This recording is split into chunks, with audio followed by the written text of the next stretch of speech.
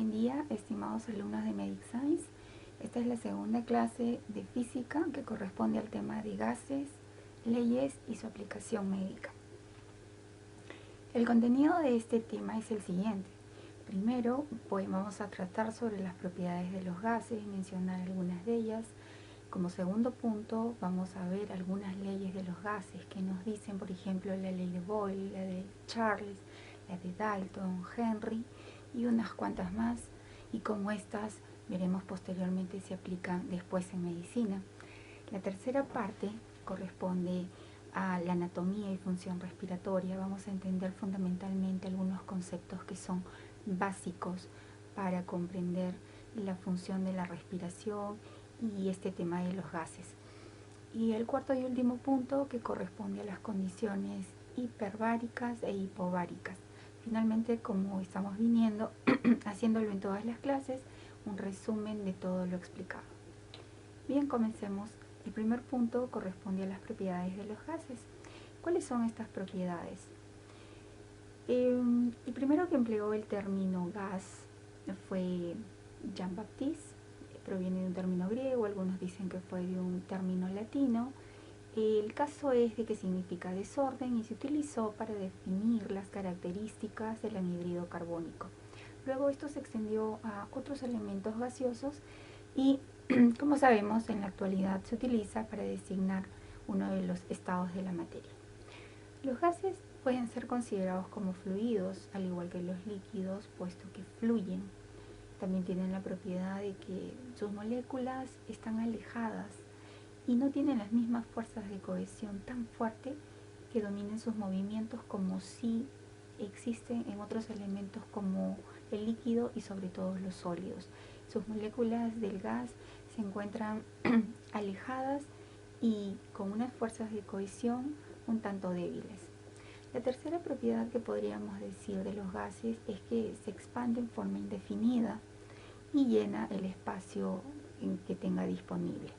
Pero vamos a ver una observación aquí, donde, por ejemplo, el gas está en una cantidad muy grande, como por ejemplo en la atmósfera de la Tierra o formando una estrella como el Sol. La gravedad o la fuerza gravitatoria de estos grandes cuerpos tienden a acercar, a reunir estas moléculas de gas, dándoles una forma determinada. Es decir, que cuando las moléculas de gas son abundantes, como las que forman una estrella como el Sol o como la atmósfera de la Tierra, por las fuerzas gravitatorias cercanas de estos cuerpos, es que estas moléculas van a tomar una determinada forma. Pero ¿cómo se compone el aire? Por ejemplo, el aire inspirado, el aire alveolar, tienen composiciones similares. Está compuesto por una mezcla de gases. Y este aire que nosotros respiramos tiene esencialmente tres tipos de gas. En primer lugar, el nitrógeno, que lo compone un 79%, mayoritariamente de nitrógeno se compone el aire. En segundo lugar, tenemos al oxígeno, es redondeándolo un 21%, que compone esta mezcla de gases. También se encuentra el agua en un 0.5% y el anhídrido carbónico o CO2 en un 0.04%, en una cantidad ínfima, digamos. Pero para poder hablar de presiones, de gases, tenemos que saber que la presión atmosférica, sobre todo la vamos a definir como el equivalente en mercurios a 760 milímetros de mercurio. Y esta presión es medida con un instrumento llamado barómetro. Definimos, sabemos por física, de que la presión es fuerza sobre área. Entonces la presión atmosférica vendría a ser la fuerza con que los gases de la atmósfera actúan sobre nuestro planeta y por lo tanto sobre los seres vivos que habitan en él. Vivimos sin darnos cuenta en un océano de aire. Vivimos en el fondo de un océano de aire y la atmósfera en este caso vendría a ser como el agua de un lago, ¿no? Que ejerce presión sobre nuestros cuerpos, presión sobre todos los seres que habitan en este planeta. El gas ideal es un gas que fue propuesto y que tiene las siguientes características: formado por partículas que no tienen fuerzas de atracción ni de repulsión entre ellas, cuyas moléculas chocan perfectamente. Las moléculas ocupan el mismo volumen en las mismas condiciones de presión y de temperatura. Aquí vemos la fórmula conocida por la mnemotecnia del pavo ratón, que es la ecuación de los gases ideales, donde vemos de que finalmente queda la presión, queda el volumen, que va a ser igual al número de moles por la constante gaseosa y la temperatura. Esta ley combinada de los gases, que es el gas ideal, viene a ser una ley que surgió de la combinación de la ley de Gay-Lussac, de la ley de Boyle y también la ley de Charles, que posteriormente se van a explicar una por una. Empecemos con la segunda parte, que corresponde justamente a estas leyes mencionadas, y la primera de ellas corresponde a la ley de Boyle. ¿Qué dice Boyle? Él dice que la presión de una cantidad determinada de gas será inversamente proporcional a su volumen. Es decir, que cuanto mayor sea, por ejemplo aquí, la presión, el volumen va a estar disminuido. Al contrario, si la presión está disminuida, el volumen estará aumentado. La ley de Charles, que es una de las leyes de los gases en la fisiología respiratoria, dice lo siguiente: que el volumen de una determinada cantidad de gas será directamente proporcional a su temperatura.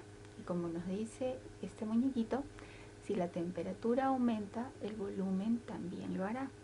Vemos aquí en esta escala, por ejemplo, que la temperatura en grados Kelvin va aumentando. Entonces, si la temperatura aumenta de 100, 200 a 300 y 400, 500, la temperatura aquí va aumentando.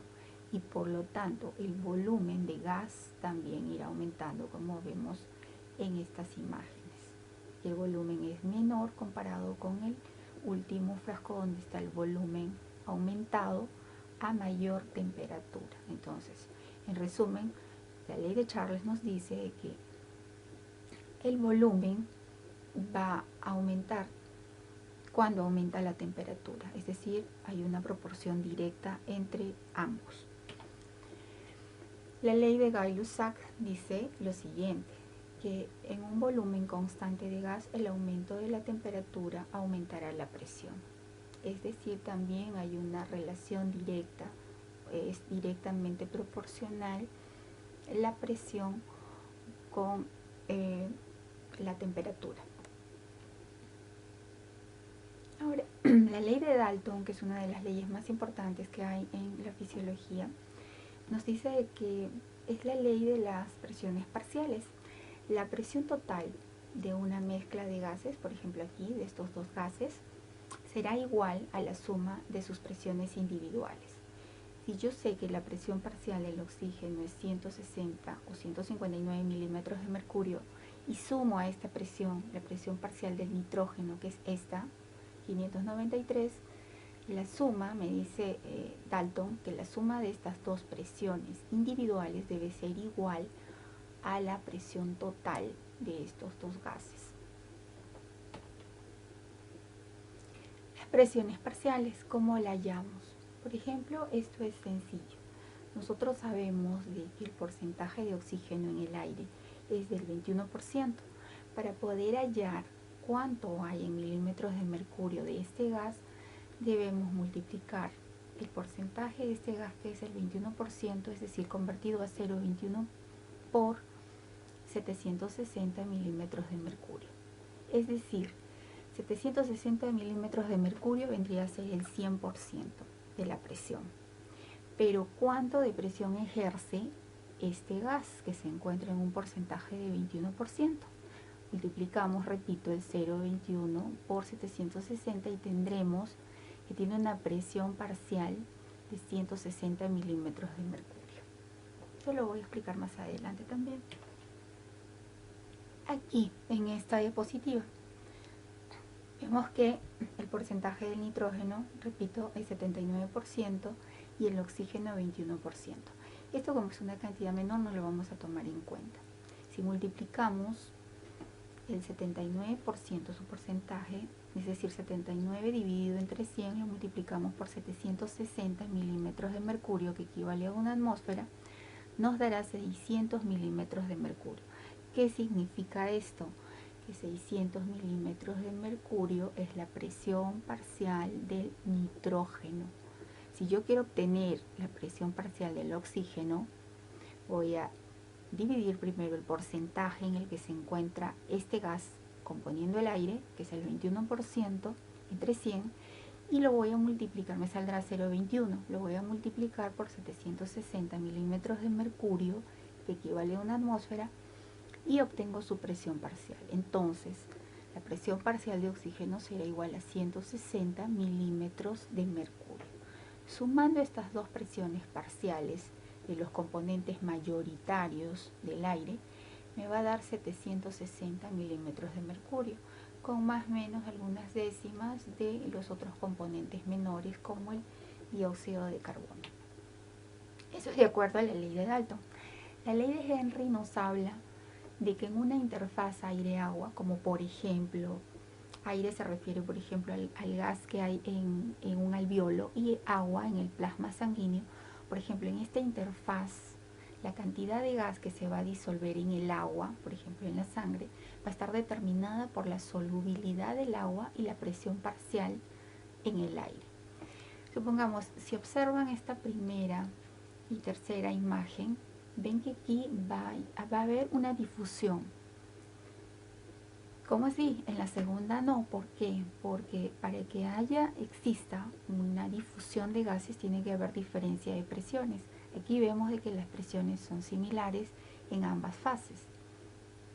Aquí no. Aquí es mayor la concentración de moléculas de gas que aquí. Entonces, aquí la concentración de moléculas es mayor y se va a difundir de mayor a menor. Por lo tanto, por diferencia de presiones, aquí más y aquí menos, va a haber difusión del gas. Y el gas se va a disolver aquí. En la parte de aquí, vamos a ver que aquí va siempre de mayor a menor. Por lo tanto, va a ir desde el componente de sangre hacia el componente alveolar. Entonces, va de mayor a menor siempre. Eso es lo que nos dice la ley de Henry. Y esta ley también se puede aplicar en la solubilidad de gases, como en la farmacocinética, por ejemplo, de los gases inhalatorios. Hay otra presión, también como uno de los componentes del aire hemos visto el agua. Y este vapor de agua también ejerce una presión. Sus moléculas ejercen una presión denominada presión de vapor de agua, que depende de la ley de Dalton, porque también podemos hallar la presión parcial de esto. Esta se va a dar a una temperatura corporal normal, que es de 37 grados centígrados, y la presión del vapor de agua en los pulmones es de 47 milímetros de mercurio. Vemos otras dos leyes, que son la ley de difusión de Graham, que nos dice que la velocidad con la que se difunde un gas será inversamente proporcional a la raíz cuadrada de su densidad. Y para ello debemos conocer la densidad de cada elemento que deseamos operar. Por ejemplo, aquí la pregunta es, ¿cuál es la velocidad de difusión del oxígeno con respecto al hidrógeno? En otras palabras, nos está preguntando cuál tiene mayor velocidad de difusión. Y como el oxígeno y el hidrógeno acá están considerados como gases diatómicos, es decir, cuando yo pongo oxígeno siempre voy a poner O2, nunca pongo O solo. Entonces, si son dos oxígenos, por eso digo que es un gas diatómico. Y sabemos que su densidad o masa es 16. Si son 2 O2, voy a poner aquí 32, inversamente proporcional. Y acá la masa del hidrógeno, que es 1, pero también es un gas diatómico. Entonces, hago la operación porque me dice que es inversamente proporcional a la raíz cuadrada de su densidad. Esto es inverso a esto, entonces opero, divido y me va a salir 4.01 aproximadamente. Entonces la respuesta es a esta pregunta: ¿cuál es la velocidad de difusión del oxígeno con respecto al hidrógeno? Acá me dice que la velocidad de difusión del hidrógeno es 4 veces mayor que la del oxígeno. Pero para responder con más exactitud a esta pregunta, debo comprender de que acá me está diciendo de que el oxígeno es 4 veces menor, tiene 4 veces menor su velocidad de difusión a la del hidrógeno. Es decir, el hidrógeno se difunde más rápido o de forma más veloz que el oxígeno. La ley de Avogadro lo que nos dice es aquí, por ejemplo, en las mismas condiciones de presión y de temperatura, dos gases distintos, dos volúmenes de gases distintos, este por ejemplo es el hidrógeno, este es el cloro, por ejemplo, estos deben contener al final el mismo número de moléculas. Y la ley de Fick nos dice que la cantidad de gas que se difunde a través de una membrana, y he puesto como ejemplo la membrana respiratoria, esto sería un alveolo, esto sería otro alveolo, esta es la membrana respiratoria, el capilar. Aquí a través de esta membrana, la cantidad de gas que se difunde es directamente proporcional al área de superficie disponible. Es decir, que cuanto mayor sea el área, mayor difusión de gas va a haber, pero es inversamente proporcional a la distancia que tiene que difundirse. Es decir, en otras palabras, se va a difundir mayor cantidad de gas cuanto mayor sea el área, en este caso de la membrana, pero también va a ser inversamente proporcional a la distancia que tiene que recorrer. El proceso es pasivo y se logra a través de un gradiente de presión. Sabemos que siempre es de más a menos. ¿Cuál es la velocidad de los gases? El oxígeno, el dióxido de carbono se va a difundir 20 veces más rápido que el oxígeno. Y a su vez el oxígeno se va a difundir 2 veces más rápido que el nitrógeno. Pero ¿por qué si la presión del oxígeno es mayor que la del CO2? Este debería difundirse más rápido. Pero ¿por qué se difunden iguales al final? Porque el dióxido de carbono es más soluble que el oxígeno. En este gráfico de aquí del costado podemos ver esta proporción. A temperatura corporal normal, el coeficiente de difusión de los gases respiratorios, vemos que por ejemplo el gas se difunde en una proporción de 1, el anhídrido carbónico 20, es decir, es 20 veces más soluble que el oxígeno. Y a su vez el oxígeno es el doble, 2 veces más soluble que el nitrógeno. 1 es el doble de 0.53. Entramos a la tercera parte, que es la anatomía y función respiratoria. Esta parte es un poco más dinámica. Tenemos que saber que así como la atmósfera y el aire contienen gases, es una mezcla de gases como ya mencioné, el contenido de la sangre también tiene gases, los mismos gases, oxígeno, CO2, anhídrido carbónico y el nitrógeno. Oxígeno, CO2 y anhídrido carbono y nitrógeno, perdón, 2, 3. ¿Cómo llegan estos gases al interior de nuestro cuerpo? Bueno, llegan a través, uno, de la respiración. 2, también llegan cuando ingerimos alimentos, cuando conversamos. Estas son las vías por las que se difunde el gas al interior de nuestros cuerpos. Sabemos que principalmente es por la respiración. Y aproximadamente los gases que absorbemos en el día durante 24 horas abarcan 7 litros aproximadamente. Y los gases que se eliminan son eliminados principalmente por los pulmones, y de estos 7 litros absorbidos se eliminan 6 litros y medio. Pero ¿dónde queda o cómo se elimina el medio litro de gases que quedan en el interior de nuestro cuerpo? Bueno, se eliminan por 2 vías, a través de los eructos y a través de las flatulencias. Esas flatulencias que tienen un olor desagradable se deben a 2 aminas, 2 proteínas, el indol y el escatol, y también al azufre, al sulfuro de hidrógeno. Entonces, como vemos acá, los gases difunden, lo absorbemos aproximadamente una cantidad de 7 litros, eliminamos 6 litros y medio por los pulmones y el medio litro por erupciones, por eructos y flatulencias. Esta es una vista un poco más grande, mayor, de los pulmones en la caja, en la cavidad torácica. Y para describir un poco la anatomía de la vía aérea, vamos a ver que algunos autores lo dividen en vías respiratorias y en pulmones. Las vías respiratorias, que pueden subdividirse en dos partes. Las vías de conducción, que son, como su nombre lo dice, aquellas zonas que van a conducir el aire, y la zona respiratoria, que se van a encargar de procesar la función respiratoria, que comprende una unidad respiratoria formada por los bronquiolos respiratorios, los sacos alveolares y el alveolo propiamente dicho. La función de la vía respiratoria, su función primaria, es transportar los gases al interior del cuerpo y de este al exterior.